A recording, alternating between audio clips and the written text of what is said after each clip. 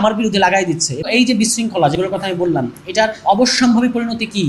এই 2 দিন আগে আপনারা দেখতে পেলেন যে গণ অধিকার পরিষদের অফিসের সামনে, অফিসের ভেতরে ঢুকে যেভাবে সেনাবাহিনীর সদস্যরা এবং পুলিশের সদস্যরা যেভাবে রাজনৈতিক দলের নেতাকর্মীদের ইনক্লুডিং নুরুল হক নূরকে সহ তার দলের নেতাকর্মীদেরকে যেভাবে পিটিয়েছে, এটা একটা অত্যন্ত উদ্বেগজনক এবং ভয়ঙ্কর ব্যাপার।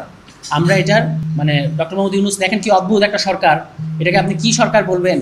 সরকার ব্যবস্থা নেয়, রাজনৈতিক দলগুলো বিবৃতি দেয় যে ব্যবস্থা নেন, সরকার বিবৃতি দিয়ে প্রতিবাদ জানাচ্ছে। কার কাছে প্রতিবাদ জানাচ্ছেন? আমাদের কাছে এগুলো পরিষ্কার না। সরকার প্রতিবাদ জানায় যে আমরা তীব্র নিন্দা জানাই। প্রেস সচিব হাসপাতালে গিয়ে, প্রেস সচিবকে মাঝে মাঝে মনে হয় যে উনি প্রধানমন্ত্রী মনে হয়, ঠিক আছে, উনি হাসপাতালে গিয়ে বলতেছেন আমরা তীব্র নিন্দা জানাই। আইন উপদেষ্টা তীব্র নিন্দা জানাচ্ছে। এখন আমরা ঠিক বুঝতে পারি না যে আপনি তীব্র নিন্দাটা কার কাছে জানাচ্ছেন। আপনার তো অ্যাকশন নিতে হবে ভাই, আপনি সরকার। এই সরকারের প্রধান সমস্যা কি জানেন? এই সরকারের প্রধান সমস্যা হচ্ছে যে এই সরকার জানে না যে এটা সরকার। কেন জানেন? না, জনগণের সরকার বলে না, যে সরকারই বলে, এই সরকার বুঝে না যে এটা সরকার। আমরা বলতেছি যে আপনি সরকার। সরকার মানে কি? সরকার মানে আপনার কাছে কর্তৃত্ব আছে। এই পরিস্থিতির কর্তৃত্বটা তো এই সরকারের কাছে নাই। ডক্টর মোহাম্মদ ইউনূস প্রথমে এসে এমন এক রোমান্টিক কথা বলা শুরু করলেন যে আমরা ফ্যাসিলিটেটর হিসেবে এসেছি। এগুলোর মানে কি? এগুলোর মানে হচ্ছে যে আপনি এক ধরনের মানুষের সাথে ঠাট্টা তামাশা করছেন, কিন্তু রাষ্ট্র কোনো ঠাট্টা তামাশার বিষয় না।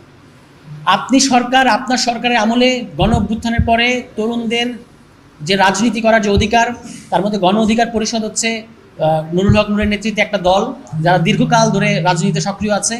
আপনার আমলে এই ঢাকা শহরে পরাজিত শক্তিকে আপনার প্রোটেক্ট করার জন্য জাতীয় পার্টি হচ্ছে ভারতের দালাল এবং 24-এর পরাজিত শক্তি। এই পরাজিত শক্তিকে রক্ষা করার জন্য আপনি গণ অভ্যুত্থানের একটা অন্যতম স্টেক হোল্ডার একটা রাজনৈতিক দল তার অফিসে ঢুকে তাদেরকে হামলা করলেন। আমরা কোন জমানায় আছি? এবং এটার পরে আজকে পর্যন্ত কোনো ব্যবস্থা নেওয়া হয় নাই। যে অফিসাররা এটার প্ল্যান করেছে, যে অফিসাররা, সেনাবাহিনীর যে অফিসার, পুলিশের যে অফিসার, আমি এখন আর এগুলো ভয় পেয়ে কথা বলি না, কারণ আপনারা তো আপনাদেরকে এমনিও মারবেন অমনিও মারবেন। সুতরাং সত্যটা বলে যেতে হবে, অন্তত জনগণ যেন জানে যে আমরা কি করতে চাচ্ছি।